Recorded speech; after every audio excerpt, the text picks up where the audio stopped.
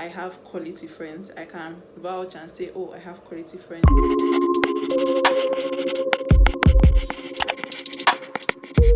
Guys, welcome back to my YouTube channel. If it's your first time seeing my face, welcome. This is Just Didi. I'm going to share with us how to make godly friends. How to make godly friends. I am so particular about this topic. For the most part, I realized how important it is to have godly people in your space, how important it means to have godly friends. It will save you from a lot. I have actually had friends that I don't know if to say they were godly, but I can't really tell for anyone. But personally for me, I just felt like that was a lot of drama, because if you are a godly person, you will want to see things the way God sees it and make the friendship work. Without much ado, let's jump right into this video. You're not created to do life alone. A loner. No, you're not supposed to be a loner. You're supposed to have friends, you're supposed to have community, and it's so important to know how to get these friends, to build this community, and also to maintain it. I'm saying that I don't have so much at this current stage of my life. I don't have plenty friends, but I have quality friends. I can vouch and say, oh, I have quality friends, because these are friends that have come through for me countless times.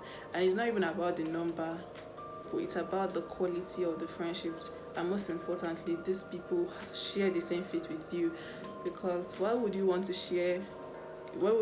hold tight friendships? I'm not saying you cannot have friends and close acquaintances, but if you want to have tight, deep friendships with people, you should consider having people who are on the same faith with you. The Bible says that iron sharpens iron, so does a man sharpen the countenance of his friend. And there's a friend that sticks closer than a brother.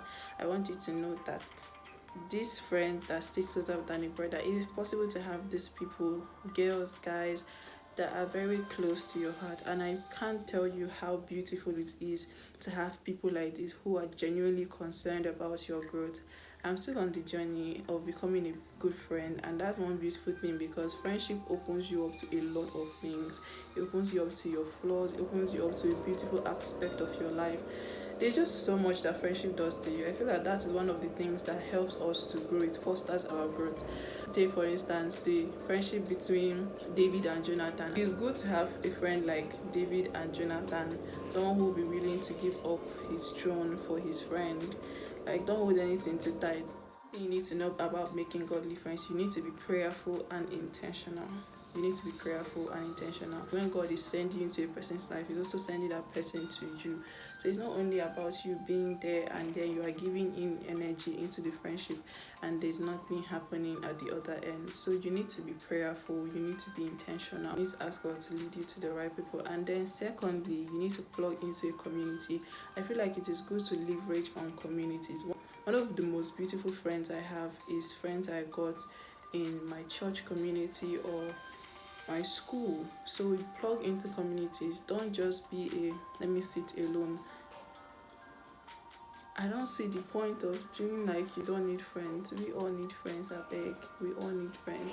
So I want you to leverage on communities. Maybe it could be a unity serving church. Build meaningful communications, build meaningful friendships there. I know some of my friends who have come through for me countless times, who have helped and built me to be a better person by me plugging into a community. I remember one of my friends, maybe we even started building friendship was even through Bible study. It was through Bible study. We just randomly met. Let's have Bible study, and from Bible study we built a very beautiful friendship that's still existing now. So it's good to really leverage on communities in church and school or even social gatherings. You can meet people there. Be the friend that you want to have.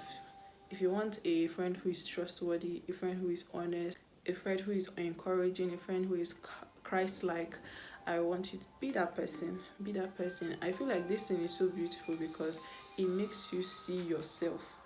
Like, there are people that do things they don't see themselves, but if you want to attract a particular person, be that person that you want to attract into your life. Be that person. Am I Christ-like? Am I trustworthy? Am I honest?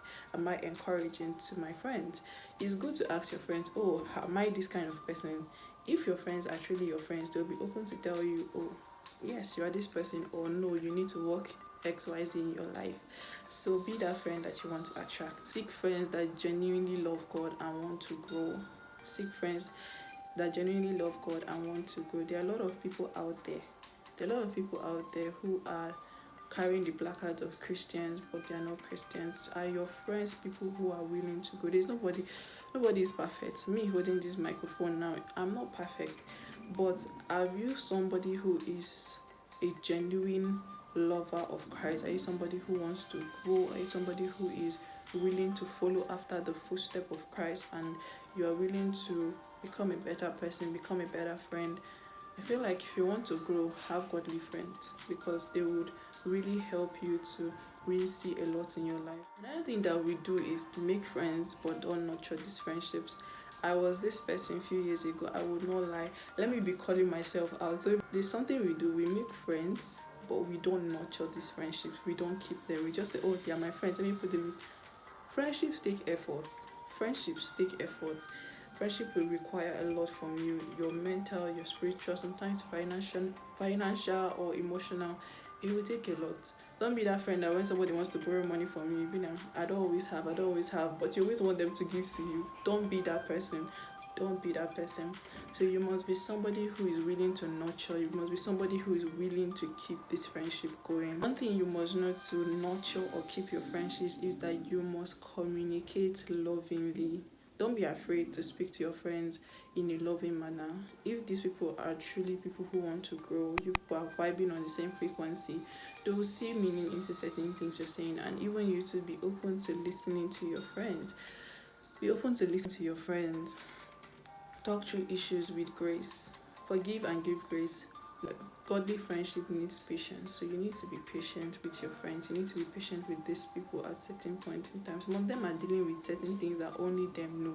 Some of them are dealing with trauma, childhood trauma, a lot of abuse and all. So you need to be gracious to them. You may not be able to relate. Doesn't mean you have to shout at them because they're your friends. No. So you need to forgive. You need to give them grace. If they forgot your birthday, forgive them, remind them, and I trust that a godly friend will want to do better. Hold each other accountable. Speak the truth in love. Yes, your friend is not washing her clothes well, or she's doing XYZ. Speak the truth in love. Speak it in love. Don't make the person feel less of themselves because you are speaking the truth to them. That's not fair. Even you say, check out. If person tell you that thing, you go agree. Another thing you can do to nurture or keep your friendship going is to pray together or pray for your friends. Prayer, like pray. When the Bible says pray for all Christians everywhere, we are going through the struggles that you are going through, dear Christian. So as a godly friend, the enemy is always out to attack Christian relationship, Christian, just things that will bring light and eradicate darkness. So your friend is the one you should pray for. Pray with this person, pray for them. Oh God, there's just this beautiful thing that happens when you pray with your friends. It just strengthens the friendship, and it says two will chase 10,000. So you and your friend, you can chase 10,000 by holding each other up in prayer, praying for them, and yeah, encouraging them with the scriptures. Spend quality time with your friends. It's not every time you should be pressing phone. At least give these people time. Like, give them time. When your friend is around, drop your phone, talk to them, gist, laugh, have beautiful conversations with your friends. Relationships grow with intentional investment. If you don't invest intentionally to your friendships, it will not grow. It will just die. People from close friends will turn to acquaintance. This aspect I want to go before I really end this video, because I have been at this point and I feel like, thank God, I have healed to the point I am able to share this publicly on this YouTube channel about when friendship ends. There's this friendship that really shook my life a few months back. I don't think it's up to a year or maybe a year, and this friendship really took a lot from me because I invested into this friendship. And when this friendship ended, guys, believe that I was struggling to like move on. It is okay for friendships to shift seasons. It's okay. It is okay. It happens in life, and you are not an exception for people who live on earth. You need to ask God for the wisdom to let go or to fight for it truly, because I believe that there's this notion I have that nothing happens in my life without God knowing about it. So I ask God for the wisdom to let go of the fight. I ask God for the wisdom to fight for friendships that are worth it. It is not a bad thing to be vulnerable with your friends and tell them, oh, I was struggling with this, or maybe I'm dealing with rape or whatever. It is not a bad thing. If these people are truly your friends, they will understand and they want to hold you and ensure that you're back on your feet. These are people that you trust their judgment and all. Ask God for the grace to fight for it. One thing I've noticed about friendship is that vulnerability is a strength builder when it comes to friendships. You can't be in friendships that you're not willing to be vulnerable, you're not willing to trust, you're not willing to listen, you're not willing to communicate. It's gonna die. And you don't want that for any friendship that you value. I'll be ending on this note. Even when friendships end, please don't hold a grudge. The Bible tells us that we should owe no man nothing but love. Strive for peace. When friendships end, strive for peace. Don't spoil the person's name or reputation because you guys are not friends any longer. You need to owe them. Just be invested in your matter. Honestly, sometimes I get tempted to like, oh, want to know what's happening, but honestly, I ask myself, is it really my business? And one thing I've really learned from the scripture is that we should not pry into people's life. We should learn to mind our business, live quietly, and all these things. So, yeah, your peace, your spiritual health are priorities, and you must really work towards. You must really ensure that these friendships are really, really valuable. Reach out to your friends. Your God will strengthen them in faith. God will help them to do the much that He has created them for. So, yeah, this is my time. I trust you like this video and you found it very valuable. Don't forget to like it, don't forget to subscribe to my channel, and you can follow me on Instagram. Subscribe to my YouTube channel if you haven't. You can also follow me on Facebook, and I would like to see your comments. Don't just walk past. Share what you learned. I'll see you guys in my next one. Bye.